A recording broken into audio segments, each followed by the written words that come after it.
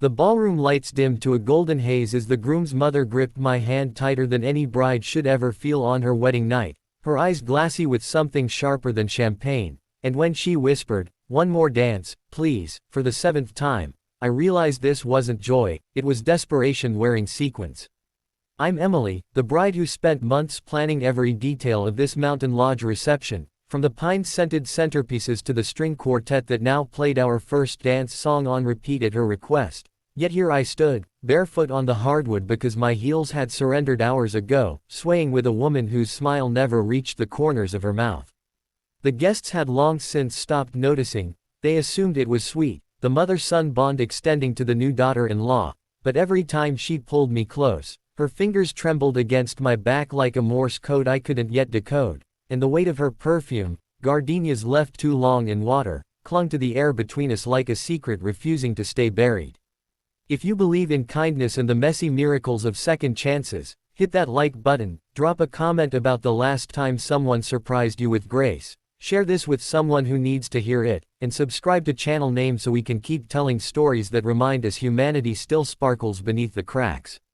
I married David because he carried quiet strength the way other men carry wallets, always there, never flaunted, and his mother, Claire, had greeted me at our first dinner with the kind of warmth that felt rehearsed, the polished hospitality of a woman who'd hosted charity galas since before I was born. She'd asked about my job teaching 3rd grade, nodded at the right moments, then changed the subject to floral arrangements so seamlessly I almost missed the flicker of panic when David mentioned my parents couldn't fly in from Oregon. That should have been my first clue, but love is a generous blindfold, and I was too busy falling to notice the tripwires. The evening unfolded like a wedding checklist come to life.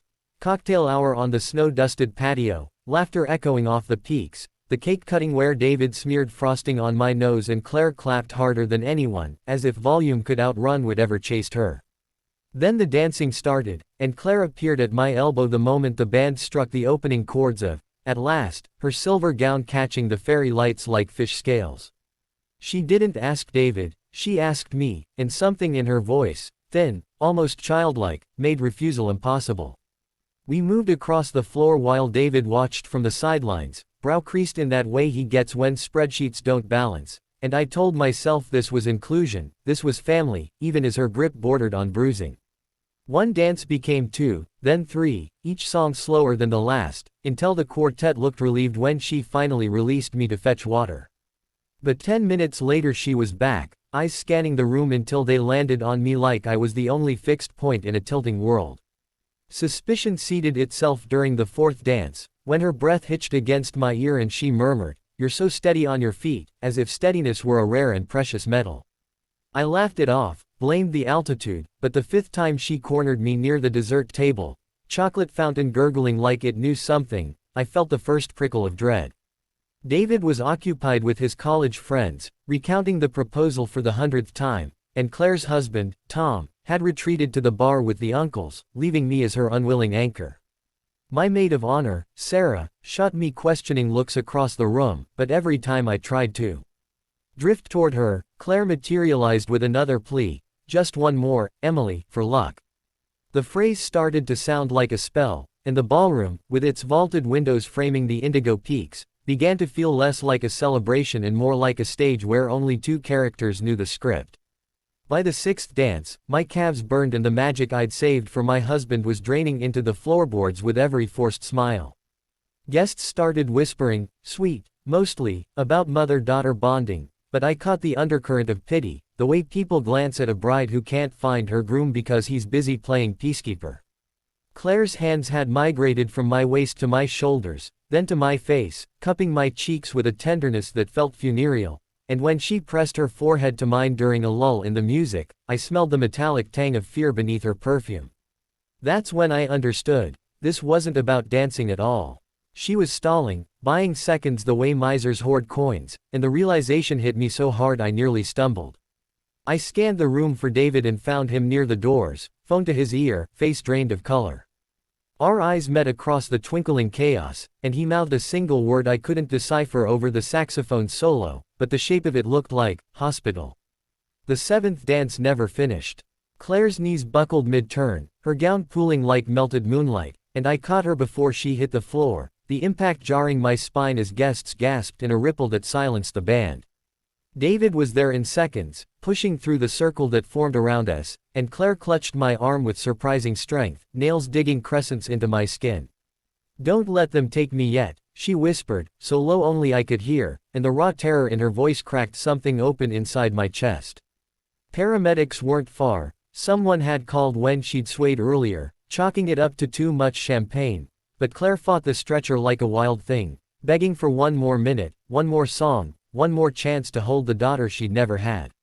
I knelt beside her, silk hem soaked in spilled punch, and promised we'd dance again tomorrow, lying through the lump in my throat because promises are the only currency we have when time runs out.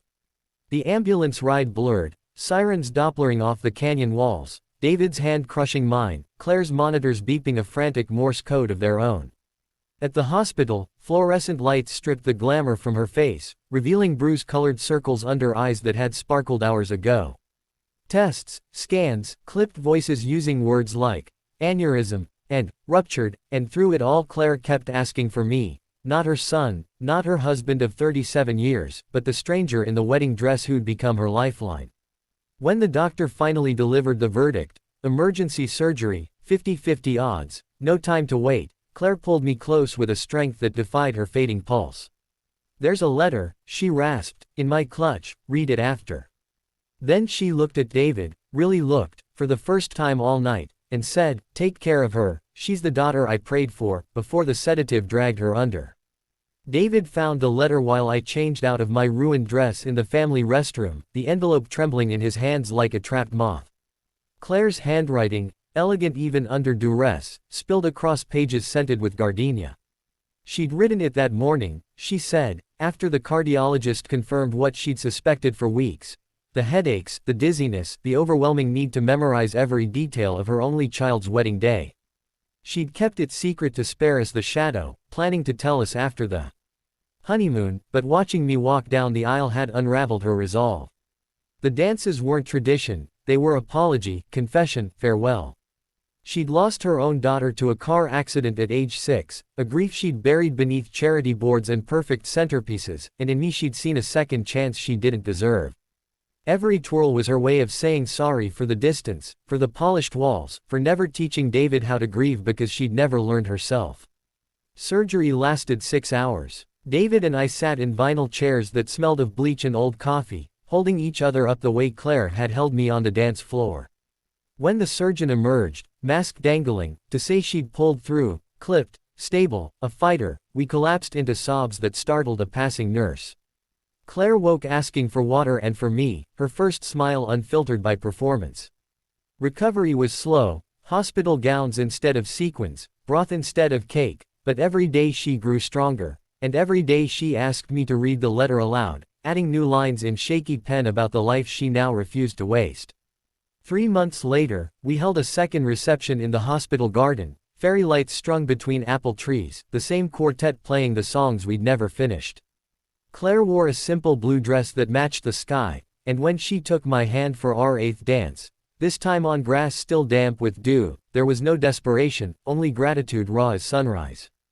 David spun us both, his laughter freer than I'd ever heard, and the guests who'd witnessed the collapse now witnessed the rebirth.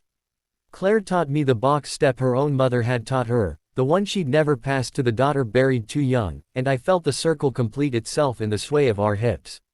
If this story cracked your heart open and stitched it back with hope, like it, share it, comment the moment that hit you hardest, and subscribe to channel name because love like this deserves witnesses. Before the final scene, pause and tell me in the comments, what would you dance for if tomorrow wasn't guaranteed?